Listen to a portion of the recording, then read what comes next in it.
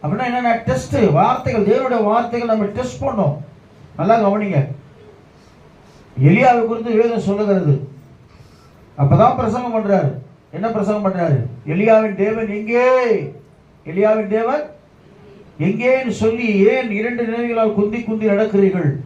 பாகால் தெய்வமானால் பாகாலை பின்பற்றுங்கள், கர்த்தர் தெய்வமானால் கர்த்தரை பின்பற்றுங்கள் சொல்லி அவ்வளவு தூரம் பேசிட்டு எல்லாம் செஞ்சுட்டு வானத்திலிருந்து அக்னி இறக்கிட்டு யெசபேலுக்கு பயந்து ஓடிடுறாரு. அப்ப சில நேரங்கள் நாம பேசுற வசனத்துக்கும் நமக்கு சம்பந்தமே இல்லாம போயிடும். அதனாலதான் வேதம் சொல்லுகிறது, இந்த வார்த்தை மிகவும் புடமிடப்பட்டது. இந்த வார்த்தையின்படி நடப்பது ரொம்ப கஷ்டம். ஆனா ட்ரை பண்ணா நம்மளை போல பாக்கியவான் யாருமே கிடையாது. அல்லேலூயா சொல்லுவோமா? இது புடமிடப்பட்டது, டெஸ்ட் பண்ணப்பட்டது. அதனால இந்த வசனம் நம்மளை சோதிக்கிறதா இருக்குது. அல்லேலூயா சொல்லுவோமா? பிசாசு இயேசுநாதரை சோதிச்சா, ஆனா இயேசுநாதர் வசனத்தை வச்சு அவனை சோதிச்சார்.